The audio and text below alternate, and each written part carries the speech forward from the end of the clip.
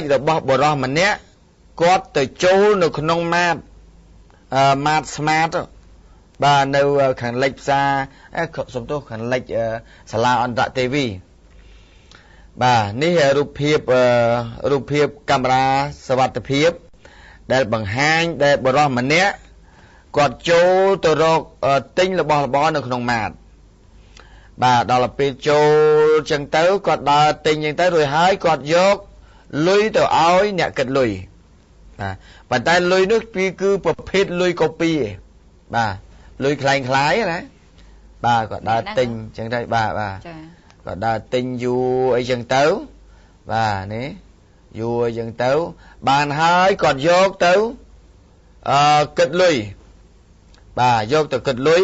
ពេលហុចដុល្លារคล้ายៗហ្នឹងទៅពេលហុចទៅគាត់ធ្វើរបៀបនិយាយបន្លំពីនេះពីនោះដើម្បីឲ្យអ្នកដែលគិតលុយហ្នឹងគាត់ភ្លេចពិនិត្យដុល្លារចាបាទភ្លេចពិនិត្យដុល្លារនេះលុយគាត់ឲ្យហើយបាទអញ្ចឹងសូមឲ្យប្រយ័ត្នណាបងប្អូនម្ចាស់ម៉ាតទាំងអស់បាទនេះម៉ាតនៅចិត្តអន្តរទេវីបាទម៉ាតគេហៅថាម៉ាតស្មាតបាទនៅពេលដែលខាងអ្នកគិតលុយនេះគាត់អត់ចាប់អារម្មណ៍ដែរគាត់ហុចបដាគាត់ទៅជែកបដានិយាយពីនេះនិយាយពីនោះបាទដល់ពេលហុចលុយដុល្លារមកចឹងទៅគាត់ទៅជែកបន្លំថាអូក្មួយស្អីនេះចេះមួយតំណែងនេះមួយចេះច្រើនអានោះល្អចឹងណាដល់នេះក្មួយស្អីនេះគិតឃើញថាឲ្យគេមកទិញហើយហុចដុល្លារភ្លាមអាឡៃតែរាប់ដុល្លាររាប់អីយករបស់របរនោះដាក់នៅក្នុងនោះផងអញ្ចឹងចាប់ផ្ដើមអាប់លុយឲ្យគេនោះគេកាន់ដុល្លារនោះសិនបាទនោះមុនដំបូងគេកាន់របៀបគេកាន់ដុល្លារមានដុល្លារ2មានคล้ายៗមាន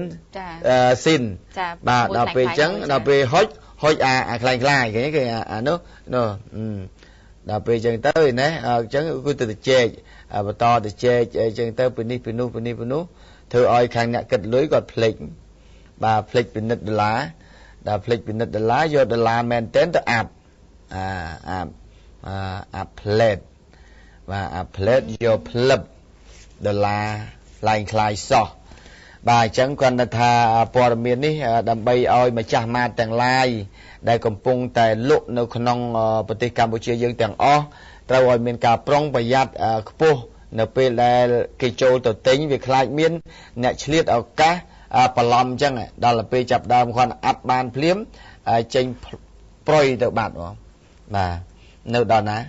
បាទដុល្លារคล้ายដូរបានដុល្លារសុទ្ធ$90ហ្នឹងចាបាទអស់$10អាប់$90ប្រុយ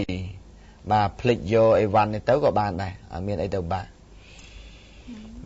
នេះចង់ជម្រាបជូនពីល្បិចនៃមនុស្សខូចដែលចូលទៅក្នុងម៉ាតដែលបន្លំយកលុយដុល្លារคล้ายទៅទិញរបស់របរ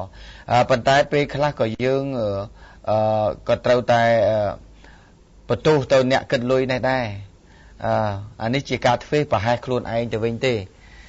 បាទដល់ពេលយើងធ្វើប្រហែសខ្លួនឯងទីបំផុតយើងអញ្ចឹងសយធំអញ្ចឹងបាទអញ្ចឹងឥឡូវនេះវាផុតទៅហើយគាត់តែចង់ប្រាប់ថាណែ